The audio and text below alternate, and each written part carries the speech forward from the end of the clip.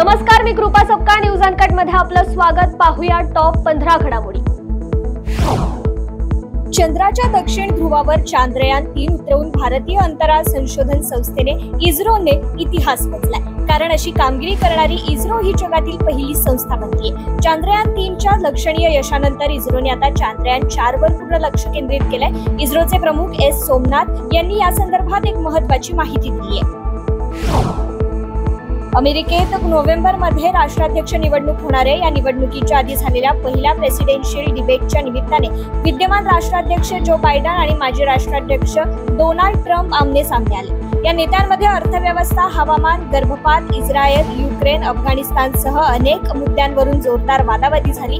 यांनी एकमेकांवर गंभीर आरोप केले. पंतप्रधान नरेंद्र मोदी हे पुढील महिन्यात 2 दिवसीय रशियाच्या दौऱ्यावर आहेत.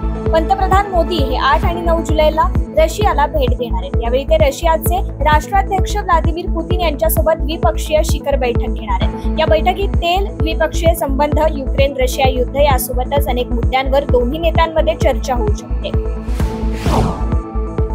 धार्मिक स्वातंत्र्याच्या मुद्द्यावरून अमेरिकेने पुन्हा भारतावर अनेक आरोप केले. धर्मांतर विरोधी कायदे, द्वेषपूर्ण भाषणे आणि भारतातील अल्पसंख्याक समुदायांच्या सदस्यांची घरे आणि प्रार्थनास्थळे पाडण्याच्या घटनांमध्ये चिंताजनक वाढ झाली आहे, असा आरोप अमेरिकेचे परराष्ट्र मंत्री अँटनी ब्लिंकन यांनी केलाय.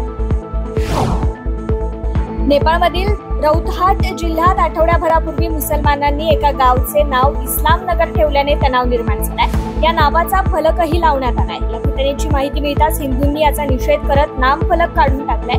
त्यामुळे मुसलमानांनी काही हिंदू तरुणांना मारहाण केली. याची माहिती मिळताच पोलीस घटनास्थळी आले आणि त्यांनी परिस्थिती नियंत्रणात ठेवली. पाकिस्तानचे माजी पंतप्रधान इम्रान खान आणि त्यांच्या पत्नी बुशरा बीबी यांचं अवैध निकाहाचे प्रकरण पुन्हा एकदा चर्चेत आलंय. या प्रकरणात आपल्याला झालेली शिक्षा स्थगित केली जावी अशी मागणी करणारी याचिका या दोघांकडून न्यायालयात दाखल करण्यात आली होती. मात्र न्यायालयाने ती फेटाळून लावली आहे.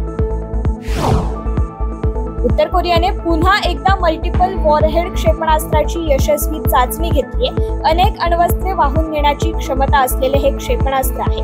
ही चाचणी यशस्वी झाल्याचं जाहीर करतानाच दक्षिण कोरियाने केलेला दावाही उत्तर कोरियाने फेटाळून लावलाय.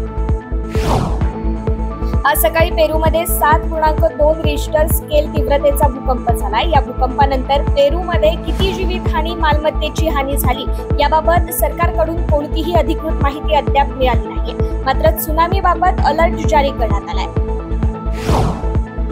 कथित भूखंड घोटाळा प्रकरणात ईडीच्या अटकेत असलेले झारखंडचे माजी मुख्यमंत्री हेमंत सोरेन यांना हायकोर्टाने मोठा दिलासा दिला. सोरेन यांना कथित जमीन घोटाळा प्रकरणात झारखंड हायकोर्टाकडून जामीन मंजूर करण्यात आलाय.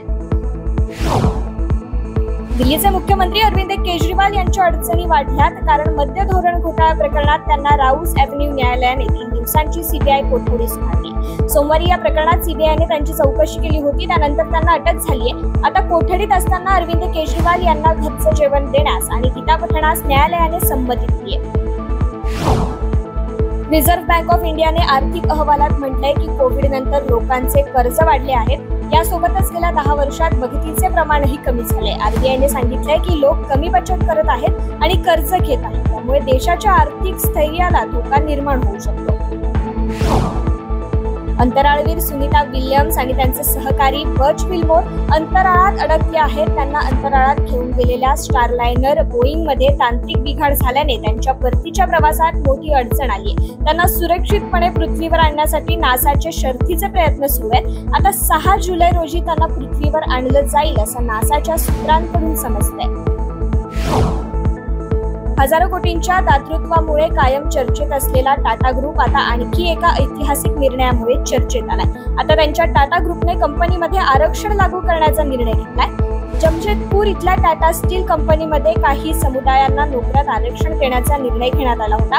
अपंग, वंचित आणि LGBTQ+ समुदायातील व्यक्तींना टाटा स्टील प्राधान्यक्रमाने नोकरी देणार आहे. टाटा स्टीलने अशा ठराविक लोकांना 25% आरक्षण देण्याचा निर्णय घेतलाय.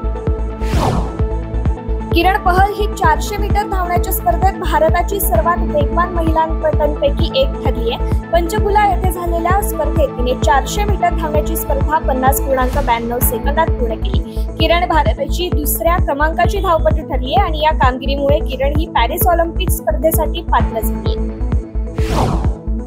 प्रसिद्ध लेखिका अरुंधती रॉय यांना ब्रिटनचा बहुचर्चित पेन पिंटर पुरस्कार 2024 जाहीर झालाय। ब्रिटिश नाटककार नोबेल विजेते हेरॉल्ड पिंटर यांच्या स्मरणार्थ पेन पिंटर पुरस्कार दिला जातो। येत्या 10 ऑक्टोबर रोजी ब्रिटिश लायब्ररी येथे पुरस्काराचं वितरण केलं जाणार आहे।